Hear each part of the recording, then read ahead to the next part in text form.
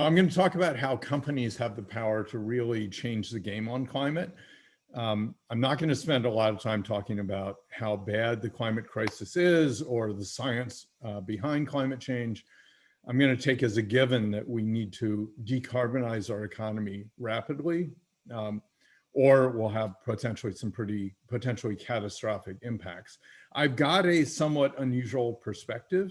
So I'm going to start with a little background on me, some of which I'll go through very quickly because of Preston's intro. So as he said, I went to school at MIT, supported by Hertz Fellowship. Computer science was a pretty new field for the foundation to support back then. I still remember my interview with Lowell Wood. It was both invigorating and more than a little terrifying. As a senior, I think at the time at MIT, and talking to this guy who clearly was brilliant and understood things I still don't understand. Joined the faculty at MIT after grad school. In the mid 90s, I came out west on a sabbatical and I worked at Digital, also known as DEC, on computer hardware and software in one of their research labs. Moved to Akamai, which was an MIT spinoff, but I joined out here in the Bay Area and was chief architect and then CTO. So I began to move from research to industrial research to real software development and systems development. And then as CTO was engaged on both the technology and the business side. And then about 15 years ago, I kind of freaked out about climate, and given where we are on climate right now, this seems kind of quaint because back then I thought the problem was bad. It's worse now. This was me all too often at 3 a.m. I was putting solar in my house. I bought a Prius, which was the pinnacle of clean cars back then. And at the same time, it was clear much more needed to happen than I could do as an individual in my own life. And I had relatively young kids. My kids, I think, were about 6 and 10. So I decided to change careers. And I was lucky enough to land a job at Google in early 2006 with the broad charter. We want to do something about climate change. We're Silicon Valley, young, arrogant. We can solve this problem. So please go figure it out. And I led climate and clean energy work at Google for about 6 years. I then moved to Facebook and was there for about 6 years, leading a broader sustainability program, though climate and energy were certainly a major part of it. And I would say I really had the good fortune across the last 15 years to dip my toes into a number of the things that are needed to solve the climate crisis, including really early stage R&D. I wouldn't call it basic science, but R&D working on developing technologies that didn't exist, that need to be 5 or 10 times cheaper. Venture investing to fund early stage clean tech startups, project finance, which is really about putting billions of dollars in debt and equity for clean energy projects, not just funding the technology development, actually funding the deployment of thousands, millions of solar panels, wind turbines, and so on. Using our purchasing power at Google and Facebook as major energy buyers to really move markets. So we pioneered large-scale power purchase agreements by companies for clean energy at Google in the late 2000s. And there are now hundreds of companies who are doing that. And buying, I think these days 15, 20 gigawatts a year of new clean energy purchases. That is really a significant factor in the market. And part of what we did, this was especially when I was at Facebook, we worked to launch industry groups like the Renewable Energy Buyers Alliance and like RE100, where hundreds of companies are working together and are driving change at a much broader scale than any of us could do alone. So all of that was amazing. I think, when I decided to change careers 15 years ago, I didn't have a clear plan of what I wanted to do or what I could do without, say, going back to school and becoming a material scientist or a physicist or a mechanical engineer, none of which I was, and nor am I yet. But I was really lucky to land at first Google and then Facebook in roles where I had a lot of latitude and could work with really smart people, learn from really smart people, and figure out where the levers were that we could push on that can make a difference. And yet, at 3 a.m., I'm still kind of freaking out about climate. And, I'd say honestly, 24/7. 3 years ago, I left Facebook almost 3 years ago, but I was coming to what in some ways was a difficult realization, which is that for all the great things that companies like Google and Facebook and today many others are doing on climate, we collectively are not moving fast enough. We need to move much faster than we are. Facebook is at 100% clean energy. Google is at 100% clean energy and carbon neutral. Microsoft is aiming for carbon negative. All these companies are setting, and there are hundreds of others, setting really ambitious targets for their operations, even their supply chains. And yet, ignoring what happened in the last year because of COVID, emissions are still rising globally. And that's a problem. And for those of you who live in the Bay Area, or in California, it's been even more real the last few years. I live in San Francisco. My wife took this picture in September. I think it was September 9th. This is what the skies looked like at about noon. And this is not retouched. Literally, I was sitting here at my desk and looking outside, only I couldn't see outside because the lights were on, and it was so dark at noon that what I saw was my reflection. And this was from the smoke from wildfires. We've had an unprecedented wildfire season in the Western US last year after several bad years, an unprecedented hurricane season along the East Coast and Gulf Coast, many other natural disasters around the world, in part fueled by climate change. And I will stipulate the exact contribution of climate change to many of these events is not incredibly well understood, though I think scientists are getting better at pinpointing the fingerprints of climate in some of these disasters. But it does seem pretty clear that overall the trend is affected by climate in a very significant way. And this is a problem.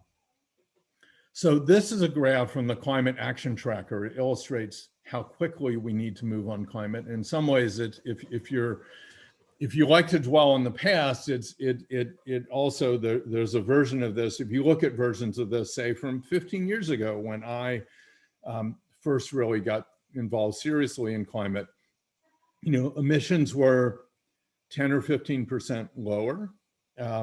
And the rate at which we needed to decrease emissions to stay within sort of safe limits to keep warming below 2 degrees C or 1.5 degrees C, the rate at which we needed to decrease emissions was much lower than what we need to do today. What the IPCC 1.5 degree report from, I guess it's now almost 2 years ago, said is that if we want to stay below 1.5 degrees C of warming, we need to cut emissions essentially in half by 2030 and to net zero by 2050, and probably net negative after that. And it also laid out the consequences, likely consequences of letting temperatures warm by 2 or 3 or 4 degrees C or more. And they're not great. And as you get up to 3 or 4 or 5 degrees C, they're actually pretty horrific. So this is a daunting problem. Cutting emissions in half by 2030 is, an 8% a year decrease in emissions, something that has never happened except in the last year when the world shut down because of COVID. So it's daunting. I believe it's doable, but we are not anywhere near on track. A lot of people like to focus, and I will say the Hertz community, it is about basic science, it's about innovation, and a lot of people like to focus on the innovation that we need to solve this problem. And I spent a lot of time at Google, really focused on that side of things, less so at my time at Facebook. It is clear we need new technology. We don't have good solutions for low carbon cement or steel or aviation or marine travel. And if you look at those, you add all those up, they probably constitute 20 or 25% of global greenhouse gas emissions. So there's a big chunk of our emissions we don't have great solutions for today. we need basic research to understand the climate better, to develop new materials and processes to power those new innovative technologies. And we do need more companies to step up and lead voluntarily, as Google and Facebook and hundreds of others have been doing. But I think it's crystal clear at this point that all of that together is not enough. We're doing that. We could do it more. We could put more money into innovation, both in basic science and into startups and so on. And all that would help and is really important if we think about what we need to do between now and 2050. But what we need to do between now and 2030 is not about really much about innovation. And it's not just about voluntary action. It is about economy-wide action at a scope and scale and speed that we haven't done before, except if you think about maybe the mobilization around World War II or the Manhattan Project or the Apollo program, where we mobilized enormous numbers of people, broad range of industries, lots of money. That's the scale of what needs to happen. So I said it's not just technology, it's not just companies voluntarily cleaning up their own operations. I like to think of it as kind of like improv. It's yes and. So I'm not saying it's not that stuff. We need all of that. We need the basic science. We need new technology. We need finance. Trillions of dollars is going to have to move. We need massive deployment of solutions, the solutions we have today and the new ones that need to be developed. We need voluntary action and behavior change and probably culture change too. And when most people think about what companies can do to help with climate change, it's these kinds of things. It's innovating in their operations, in their products, using their market power as major purchasers, investing in R&D and startups and huge clean energy projects, pushing their suppliers to clean up their operations. And that's most of what I and my colleagues did at Google and Facebook, and hundreds of other companies are doing that today.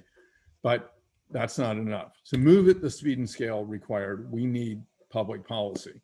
Something that I think is maybe not quite anathema, but certainly has been something that Silicon Valley has tended to shy away from and push back on for a long time. The culture in Silicon Valley has been one of government tends to get in our way. It should get out of the way and regulate less. But given the speed and scale at which we need to move on climate, I have seen no models that show how we do that without really bold public policy that drives these kinds of changes much more rapidly. It can, the right kind of policy, and I'm not trying to say there's one right kind, but smart, well-designed policy can really underpin and turbocharge all of these other things we need to do and make them happen much faster. It can reduce risk. It can drive much faster investment, innovation, deployment. It can untilt the playing field that is currently very heavily tilted toward the legacy energy systems that we've been relying on for 100 or 150 years. We have much of the technology we need, especially for the next decade, to make major progress in reducing emissions. Wind and solar have come down in cost by an order of magnitude or more in the last decade. Batteries are getting cheaper rapidly. EVs are now practical, cost-effective, have good enough range that they could scale much faster than they are currently scaling. Heat pumps. In California, we burn as much natural gas in buildings, commercial and residential buildings, for heating, hot water, cooking, clothes drying. Those are the four major uses. We burn as much natural gas in commercial and residential buildings as we do in power plants. Something I didn't know until a couple of years ago, but it was sort of shocking to me. It's, each house, I'm sitting in a house where we've got a natural gas-fired stove and furnace. We don't use that much gas, but there are millions of houses and office buildings and so on. So I'm not talking about industrial processes. I'm just talking about your basic commercial and residential uses. We need to stop doing that because every one of these buildings is putting greenhouse gases into the atmosphere. CO2 from burning methane itself from, there are probably hundreds of pipe joints in my 120-year-old house. Every time there's an earthquake, they shift a little bit. The leaks aren't bad enough for me to notice and smell it, but you can almost guarantee there are some leaks, and methane is a very powerful greenhouse gas. So we're not deploying all the solutions we have today fast enough. And the biggest reason why not is that we don't have strong enough policies in place. We don't have the market rules that will drive that deployment at the speed that's needed, that will reduce the risk so that banks will put 10 times the amount they're putting into it now, and put much less into oil and gas, and not much in this country is going into coal anymore, but fossil fuels in general. And this issue around public policy is absolutely a major problem in the US. It's also true in most other countries. And I should say we are seeing encouraging signs in some countries. Europe now has what they call the European Green Deal, not exactly the same as the Green New Deal that was put forward as a framework in the US, but certainly has some similarities. Pretty bold overall policy. Some states in the US, California, Massachusetts, Rhode Island, New York, a few others, have pretty aggressive policies. We need to move much faster everywhere. So you might then ask why we don't have the public policies we need. And this is where I think I was trained as a computer scientist, and I sort of call myself an engineer. Computer science is engineering of a sort, but I'm not a hard engineer the way some people are. But I like to try to understand what the root cause is of the problem. And we absolutely have a technology problem here and a physics problems here. But the root cause of why we don't have the public policies we need is that public policy is about power and influence. And the dominant business voice on climate and energy policy today comes from the fossil fuel industry. And they mostly want to preserve the status quo. They're really powerful. They've been stymieing progress on climate for decades. The last decade in the US, since the Citizens United decision, I'd say their use of their influence has exploded. And they have been very successful at preventing, certainly at the federal level and in many states, preventing much in the way of useful progress on climate. There have been some studies on this. A professor named Robert Bruhl did an analysis of lobbying spending on climate in the US from 2000 to 2016. And the fossil fuel interests outspent pro-climate advocates by about 10 to 1 in lobbying on climate in the US in that period.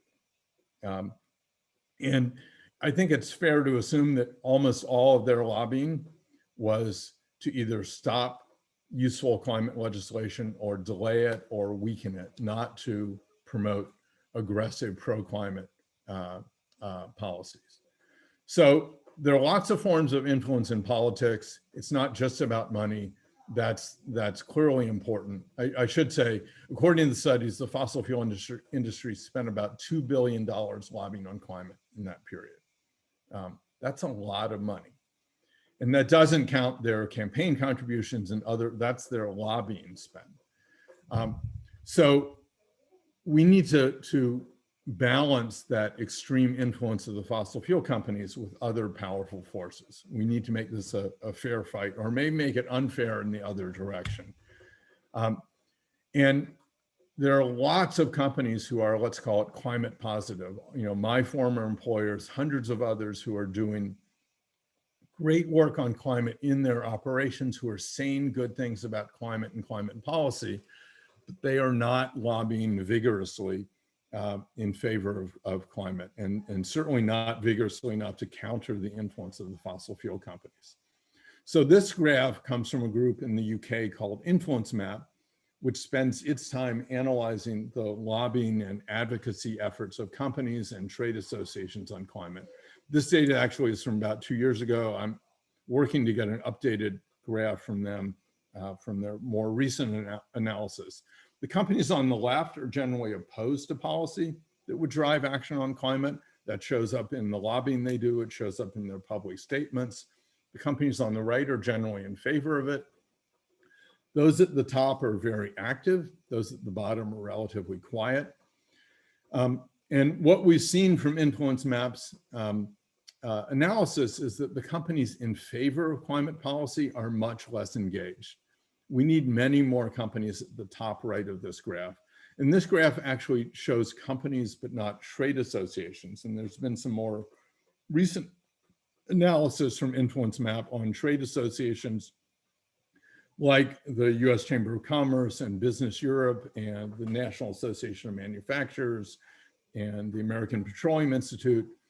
And they are very much at the top left of this graph, and they spend a lot of money, mostly coming from the oil and gas companies to lobby against climate. So there's enormous influence and money going into pushing against climate policy, and lots of positive statements and not much real influence and muscle being put on the other side. That's what I believe we need to change. So having come from tech, I was really delighted to see that InfluenceMap just recently, a couple weeks ago, released a new report focused on the big 5 US tech companies, so these 5 here, and gave them scores on policy advocacy. None of them got very good scores. Apple got a B, not because they're super active, but actually because they don't really do anything bad. They never say anything bad, and they're not a member of the US Chamber or other trade associations that have tended to be on the wrong side. Microsoft actually has been a little more active on the positive side, but they're a member of the US Chamber, and I think they're on the board of directors of the National Association of Manufacturers, both of which have been very, very active and very influential on the wrong side of this issue. And part of their analysis is looking at what percentage or proportion of their overall lobbying do companies spend on climate versus other things. And those 5 big tech companies in the analysis by InfluenceMap, it's about 4%. Big oil, it's about 38%. I should say, this chart makes it appear that the 2 sectors put the same resources into lobbying. Those white squares are actually very different sizes. So the total amount of money, resources that big oil puts into lobbying is much bigger than the total amount that big tech puts into lobbying. So that 38 versus 4%, it's not just a factor of 10, it's probably more like a factor of 40 or 50. Senator Sheldon Whitehouse, I actually had the honor of interviewing him yesterday for a live show, which you guys can catch on our Facebook page if you want, and it'll be up on our YouTube channel soon. But he's been an advocate for a long time for climate positive companies to lobby for climate. And we're at a moment in time right now in DC and in many states where there's an opportunity to drive some really major progress on climate policy. One of the things he said yesterday is, we'll get a lot more done if business really steps up and uses their influence and their muscle to make things happen. He's confident some things will happen this year in a little bit in the rescue bill that's about to happen, and then some more in a subsequent infrastructure bill. A lot more will happen that could really drive progress on climate if the big companies, big tech and others really step up and use their muscle. And they have a lot of muscle when they choose to use it. So you might be wondering, okay, if these companies aren't speaking up in favor of bold action on climate, why aren't they? And the short answer is they're afraid. They see risk. The risk is real. They're afraid if they speak up on climate and they piss off, the powerful chair of some Senate committee or just some powerful elected official. It could be federal, it could be at the state level. They piss somebody off who has significant influence over policies that matter to their core business, that they won't get what they need in their core business. They won't get the tax breaks they need. They will end up with more onerous policies around privacy. They'll end up getting hit harder on antitrust, et cetera, et cetera. So they choose to be apolitical unless a policy issue directly affects their operations and their business. And they like to think of that, their silence, as neutrality. They say they should stay out of climate politics because they're not an energy company or a transportation company or a construction company. So most of the climate policies don't affect them directly in the near term. They say they want to focus on where they can do the most good to use their superpower in their operations, their products, their supply chain. And we do want them to do that. But it's clearly, I would say, history shows at this point, it's not enough. Their silence, given the extreme imbalance of power in the climate policy debates, their silence is really complicity with the very powerful forces who are working so desperately to maintain the status quo. We need companies to use their influence, not just for their own benefit when they're lobbying for various policies, but for the collective good, for what we need to do as a society, not just for the things that will benefit them. And that, I would argue, is not that, maybe not their superpower, but it's their hidden power, and we need them to take it out of hiding. They all have it.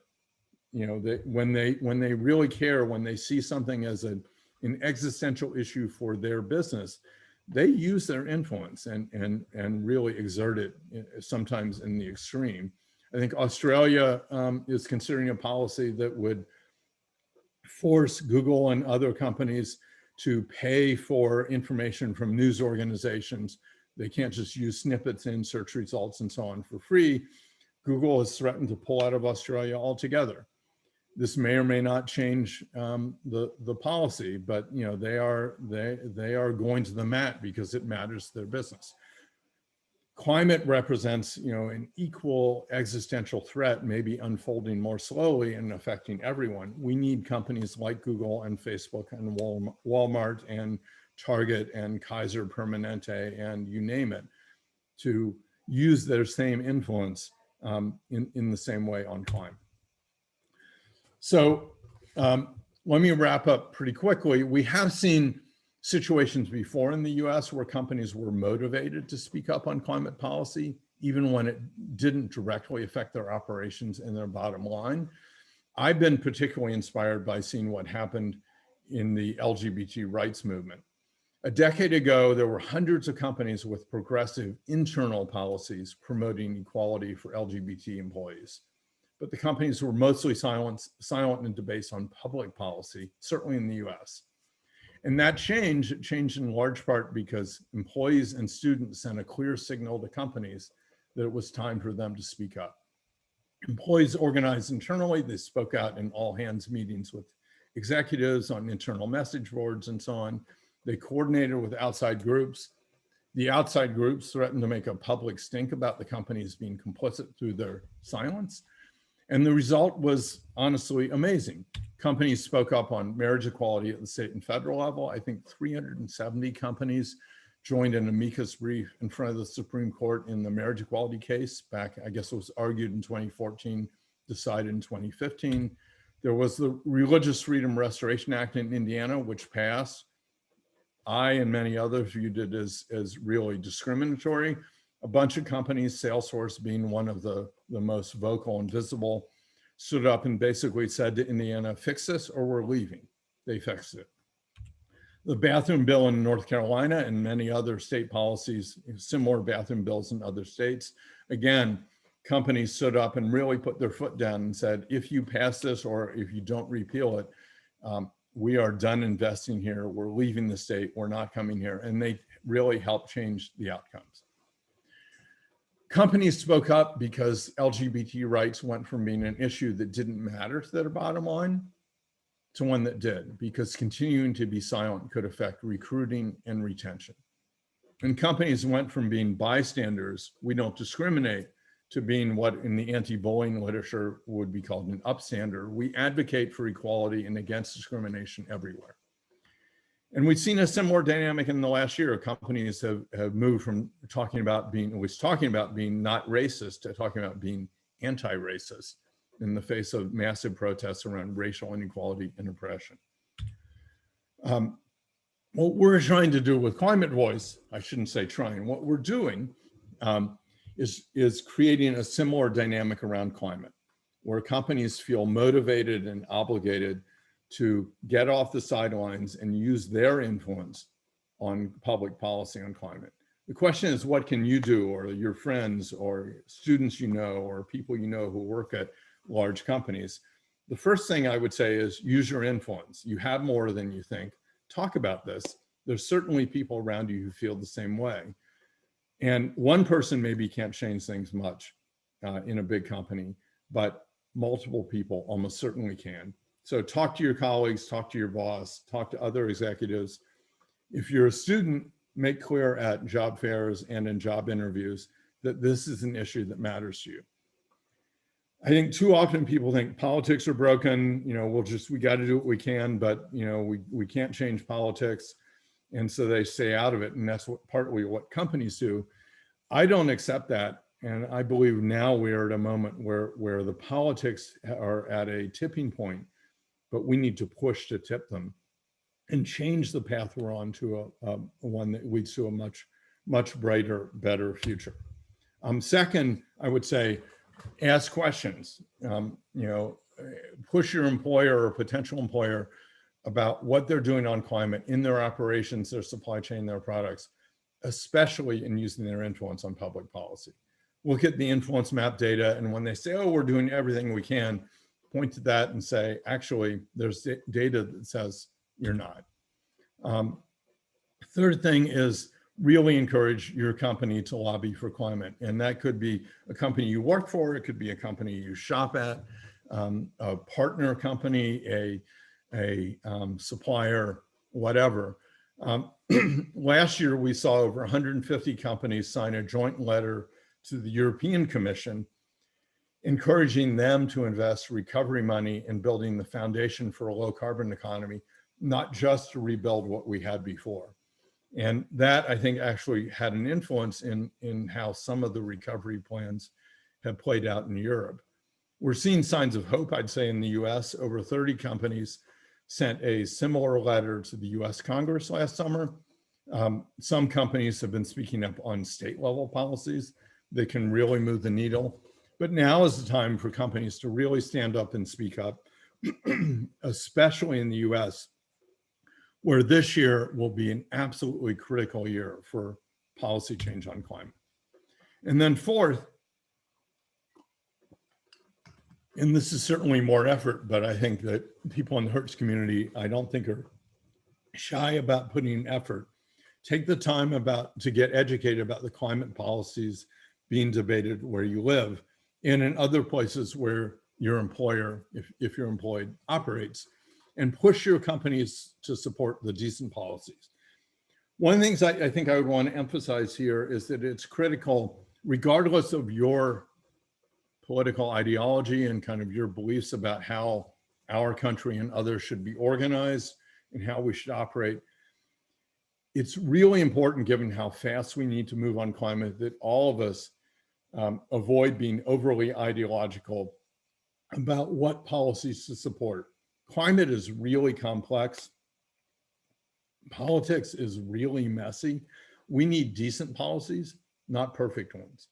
And when any group, subgroup insists on a particular policy and is unwilling to move and negotiate and compromise to get to something that actually can solve the problem, that leads to delay. And that is what we've been seeing for the last, well, certainly the last decade, and honestly quite much longer. We need decent policies that drive progress and that can be improved later.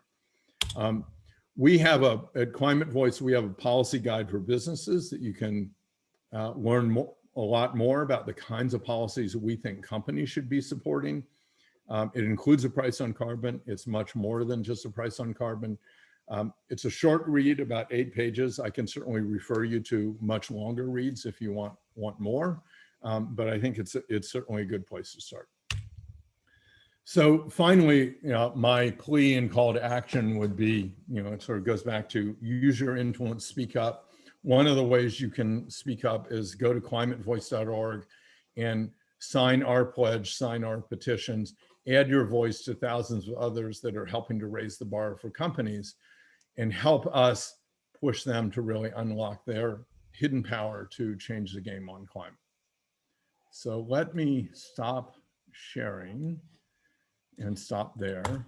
And I am happy to take questions. Great. Well, thank you so much for that very interesting talk, Bill. Maybe we could do a virtual round of applause or a thumbs up on Zoom.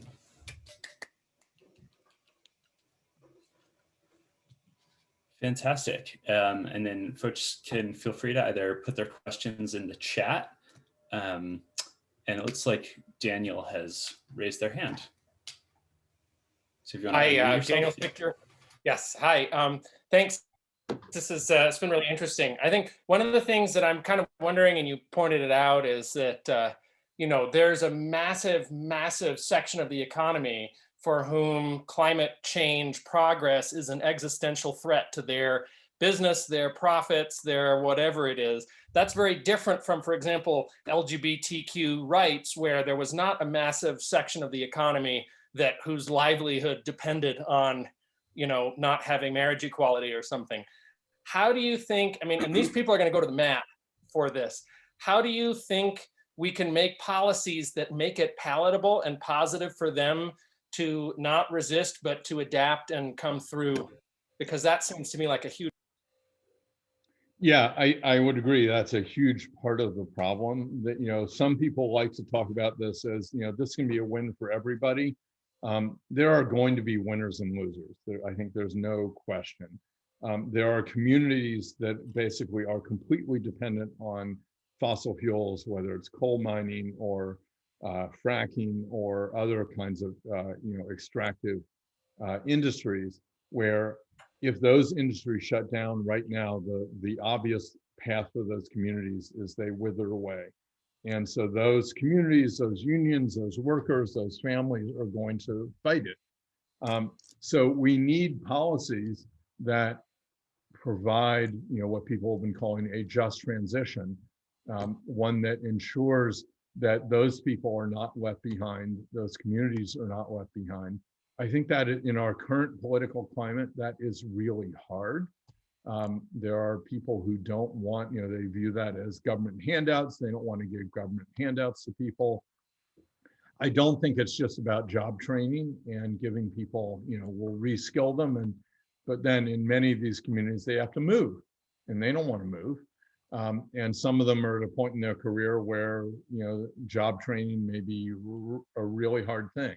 So I don't think there are simple solutions to that, but I do think there are solutions that can make things, certainly make things much less painful for those people, those families, those communities. Some of the companies, I think, are going to go out of business. They have to either change or go away. We can't keep just burning fossil fuels at the rate we've been burning them. We have to cut our combustion massively. And that means the companies whose business is extracting and selling fossil fuels have to change the business they're in, or their business will shrink. I don't think there's, you know, there are people who say, well, we'll have direct air capture and then we can just keep burning all this stuff because we'll suck the CO2 back out of the atmosphere. Maybe someday, but given where we are in terms of CO2 concentrations in the atmosphere and how fast the science says we need to cut emissions and ultimately actually cut concentrations in the atmosphere, I don't see how we can continue burning fossil fuels at our current rate for the next 10 or 20 years while direct air capture and other technologies get cheap enough and large scale enough for us to you know, end up in a livable world. So fossil fuel companies are going to have to change or vanish. And I'm honestly less concerned about that. I think that you know, it's not, I don't think it's the right thing for us to protect certain companies and the wealth of the people invested in them, while at the same time causing society as a whole to go off a cliff. I think we need to protect the people who will be affected by the transition, and we should help the companies where we can. But if they're going to resist and drag their heels, then, you know, they're making their choice. Great. Cooper? Sure. Hey, Bill, thanks for doing this.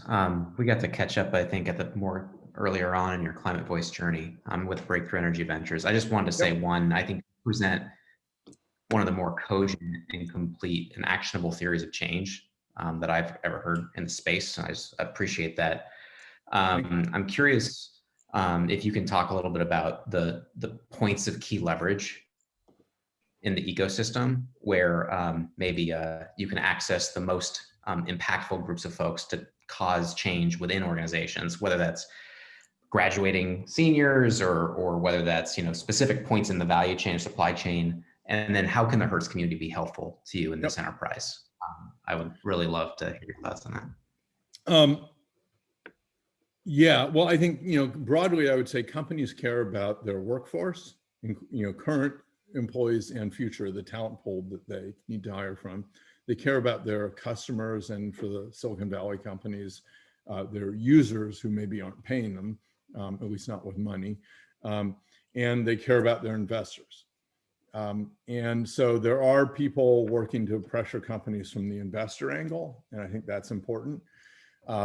I think it's really hard for this theory of change. I think it is really hard to run a consumer-focused campaign because, trying to get Apple customers to not buy Apple products is hard.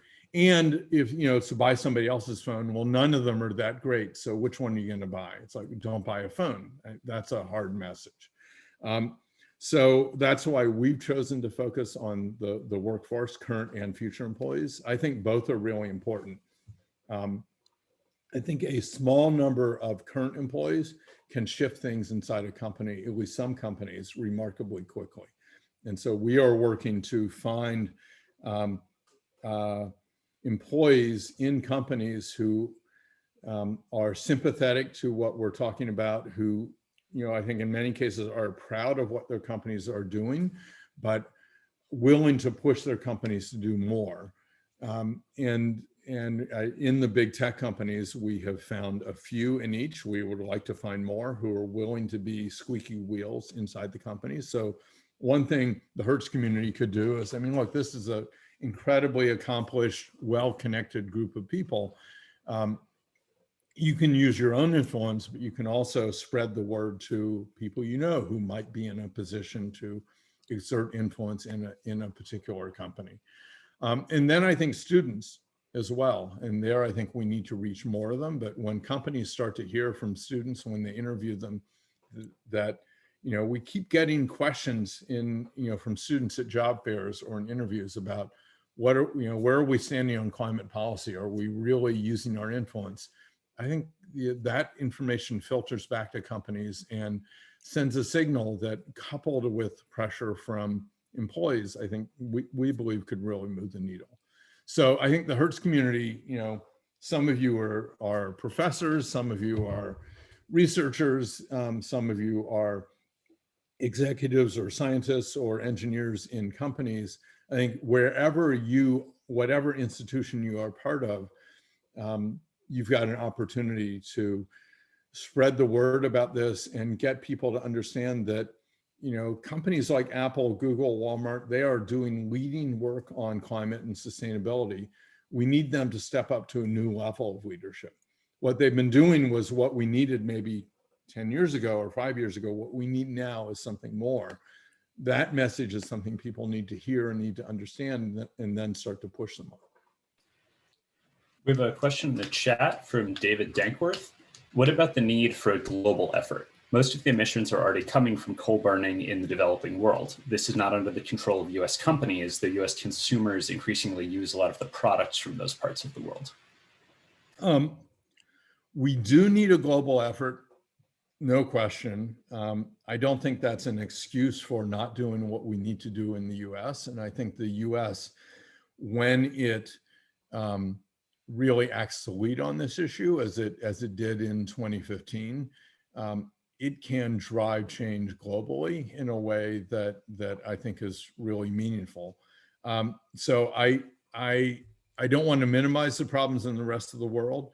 I think the US has ways to pressure other countries, including China, which is kind of on both sides of this issue.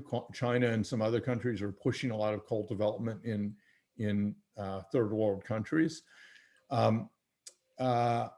I think the other thing I would say about US companies, and for that matter, just large multinationals, they have operations in many countries, they have supply chains in many countries, and they can use that to influence what those countries do.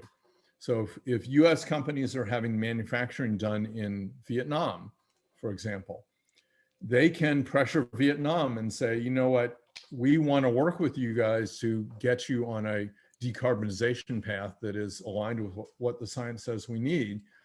And we want to help. But if you're not willing to do that, we're going to take our, our supplier contracts elsewhere. We can go to Taiwan or China, or, and it might not be they can move them overnight, but they can move their growth and begin to build up a supply base in other places. But they have to be willing to actually exert that influence. Same thing is true in the US. They have to be willing to say to governors and state legislators and senators and representatives, we love operating in your state. We want to keep growing here. But if you guys continue to obstruct progress on climate, then we're going to take our growth somewhere else. That's one of the huge levers that especially the big growing tech companies have, that they are not currently using today. They use it on gay rights. They've used it on some other issues. They use it to get tax breaks for themselves. They're not using on climate.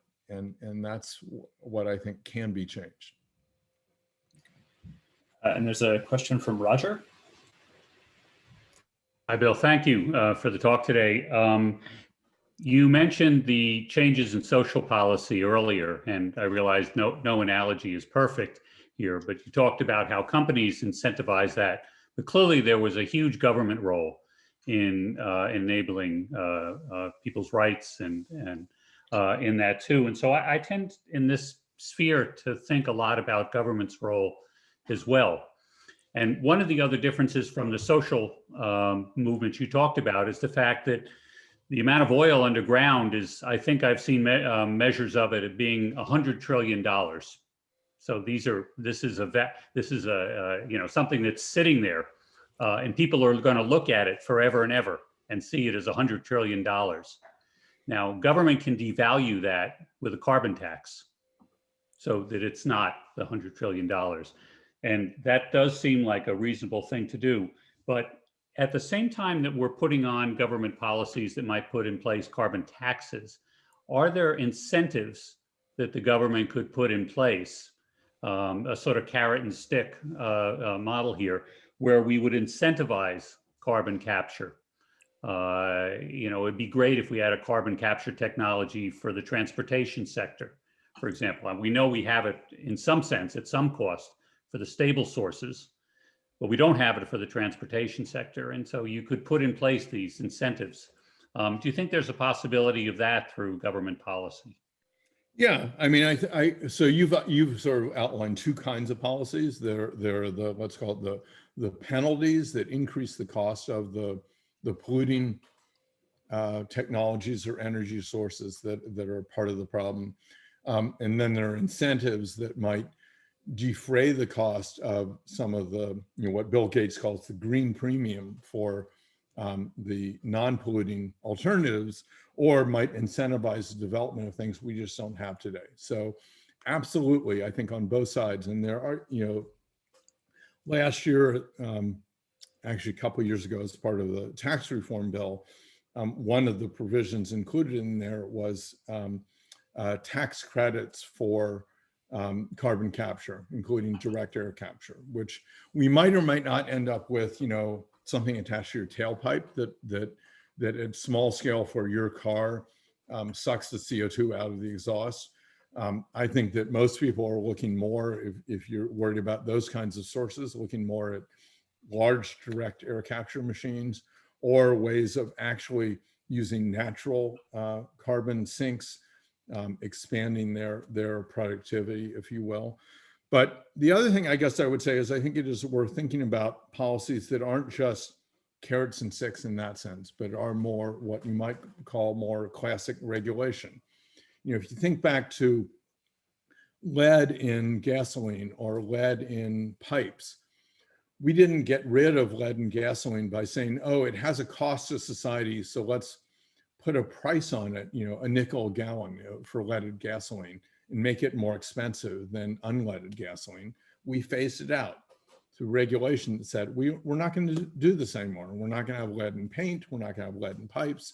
We did the same thing with DDT. And I think that there's an argument to be made that especially in the sectors where we have non-emitting sources that are now cheap enough. And I would argue that for electricity, we could decarbonize. There certainly are, I think, highly credible studies that say we could decarbonize the grid by about 80% with the technology we have today. And that technology, as we continue to scale it, because the rights law will continue to get cheaper, almost certainly for another decade or two. So wind and solar are already basically in many places the cheapest form of generation. Even when you add in batteries, they are still often cheaper. So I think that is worth considering, not just penalties on, call it bad stuff, and incentives for R&D or deployment of good stuff, but policies that say we need to phase this out. And so here is a schedule under which we're going to phase it out, either to phase out by 100%, or maybe we know we can get to 80%. So let's legislate that while we work on the solutions that'll get us, the remaining 20%. So yes, I mean, I should say that, what I'm talking, you're absolutely right that in the case of gay rights, there was not a, vast vested interest with trillions of dollars of market cap at risk if we passed social policies that promoted gay rights. That is the biggest difference in the case of climate. Yeah, and in fact, it was a positive thing. We could expand the workforce and the talent pool, right? Right. But there were a lot of people who were really, really upset, and still are, right? So it was highly controversial and politicized. And I think with climate, we are seeing the influence of the fossil fuel companies is weakening. We're not seeing other interests stepping up to, yet strongly enough to counter them effectively. And so, I think the fossil fuel companies, some of them, BP and Shell, have really shifted and begun to embrace the idea that they are going to be energy companies, but zero carbon energy companies by mid-century. The US big fossil fuel companies are still basically saying, we're going to keep burning everything that we've got and more that we find.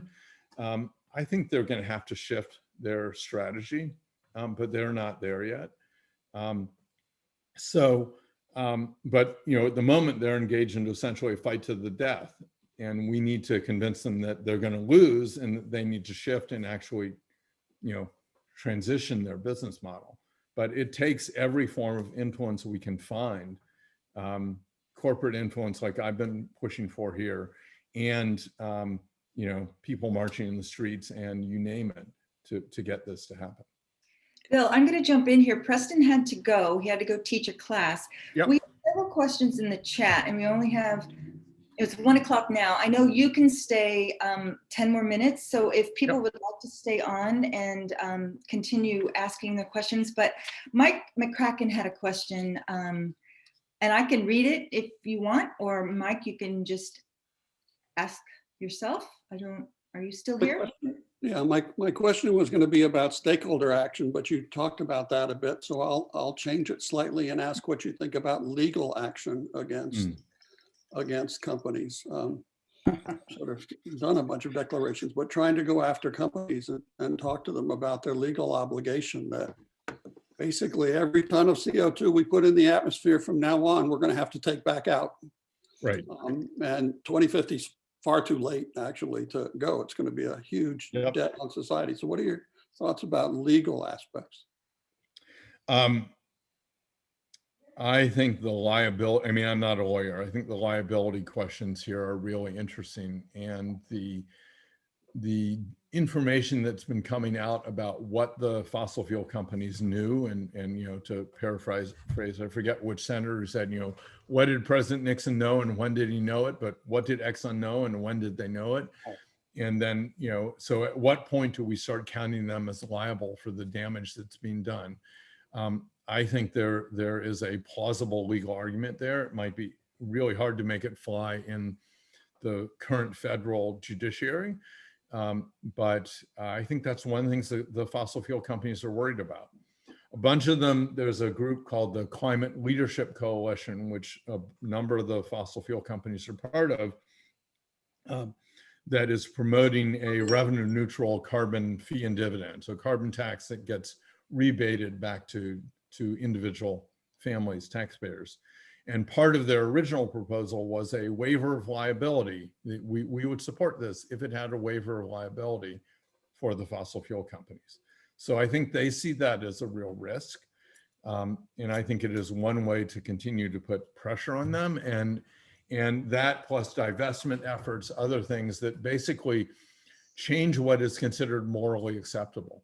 Because it isn't, this is a scientific problem, it's a technology problem, but fundamentally it's a political and moral problem. And changing what people view as morally acceptable, I think changes what then is politically possible, what might be legally possible. I think all of those are important. Ron had a question. His relates to policy. Do you want to ask your question, Ron? Maybe he's no longer on the call. Then John had a question about R&D. Federico, would you like to ask your question? Yeah, Bill, just noting that, to get all the way certainly beyond the 2030 goals, there'll be some degree of innovation.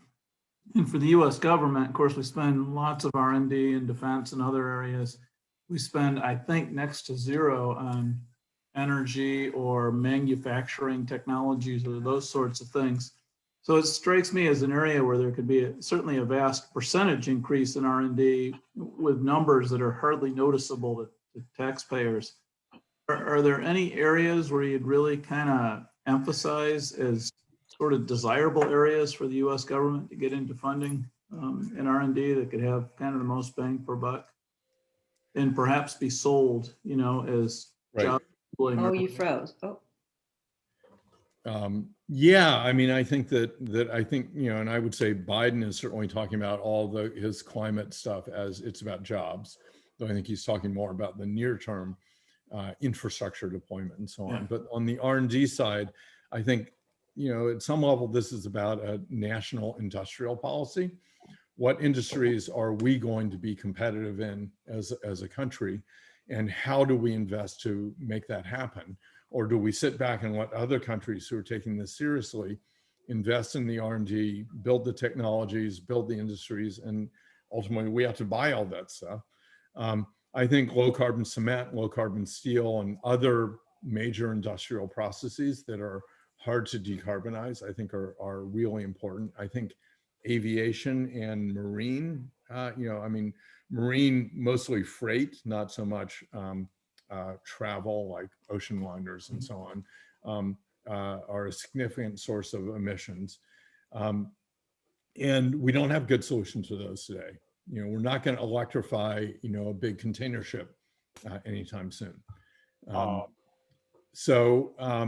Saying all of the hard to decarbonize sectors, I think, are ripe for R&D. And as well, I'd say, looking at just transportation, what are the technologies that are needed that we don't have yet, whether it's charging technologies, battery technologies for heavy duty trucking, things that allow us to charge vehicles in 5 minutes, not 5 hours, maybe, and not decrease battery life so substantially. I think those are things where, right now there's some of that technology is being developed in the US, a lot is happening overseas, and I think it would be good for us to be competitive. So yeah, and I agree. It's the amount that we could spend a lot, but we could increase what we are spending by an enormous amount and have it hardly be noticed in the federal budget. Yeah. I'm going to try to combine two other questions that we have. They're similar, maybe. Ron didn't have his microphone available, so I'm going to read his question. and it relates to important policy changes to pursue for moving the real estate industry or built environment to lower greenhouse gas emissions. He says New York City has enacted local law 97 as a stick. What other policy incentives might there be? And then John Mather asks, what innovations would be needed so the desired activities would be the cheapest?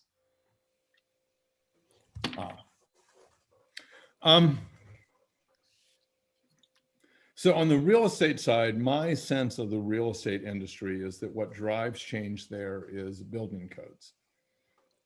That technology matters, that cost matters, but that in the end, most builders and contractors and developers build to code, if we're lucky. Sometimes they cheat and get away with it. But so the vehicle for changing the real estate industry is primarily building codes, which are mostly local and state. There are model codes at the national level, but most of those are enacted at the local and state level. So I would say that is the place to focus. And when I think about buildings, it's about how much energy they use. It's about where the energy comes from. So built efficiency is vital, but then moving from on-site combustion of mostly natural gas in buildings that use fossil fuels to fully electric buildings. So using heat pumps for heat and hot water, having electric dryers, heat pump, or just resistive, using induction cooktops instead of gas stoves. All of those are things that actually economically make good sense in most places today. Technology is way better than it used to be, but are not required by the building codes. And as a result, contractors do what they're used to. So we need to start changing what's permitted, what's allowable. And then we need to figure out how do we go retrofit the, what I think I guess there are 120 odd dwelling units in the US and about half actually burn fossil fuels. How do we retrofit those and make that a reasonably equitable transition?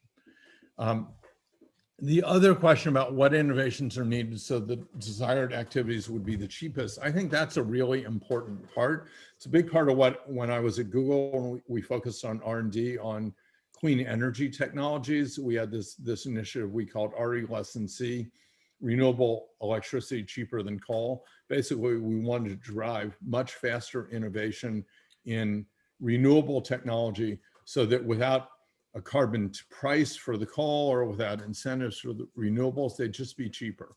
And I think that is useful and important. It's not actually necessary because the problem with the legacy technologies is there are hidden costs or externalities that the individual consumer doesn't pay, but we are all paying. And so I think there is both driving technology innovation and including underlying basic science to make to reduce what Bill Gates or eliminate what he calls the green premium. But I think there's also understanding that we're paying a brown premium today. It's just socialized. And being willing to actually have that conversation about, okay, if we want to stop paying that and drive down the cost of the greener technologies, how should we pay that premium today? Can it be done in a way that is socialized as those technologies scale? One of the things we learned from wind and solar over the last 20 or 30 years is that the most important thing for driving down the cost, I shouldn't say the most important thing, a really important thing for driving down the cost of wind and solar was driving scale. Every factor of 10 increase in volume has caused, I think for solar, it's been about a factor of 10 increase in volume has resulted in a factor of 2 reduction in cost. Wind has been a somewhat slower cost reduction than that. And that has held true for a very long time. So, all of the investment in basic R&D on different solar technologies and triple junction solar cells and this and that has been important, but a lot of the cost reduction has come not out of sort of basic science, but out of manufacturing improvements and improvements in how do we get solar panels on the roof and have 2 guys do it in a day as opposed to 5 guys take a week.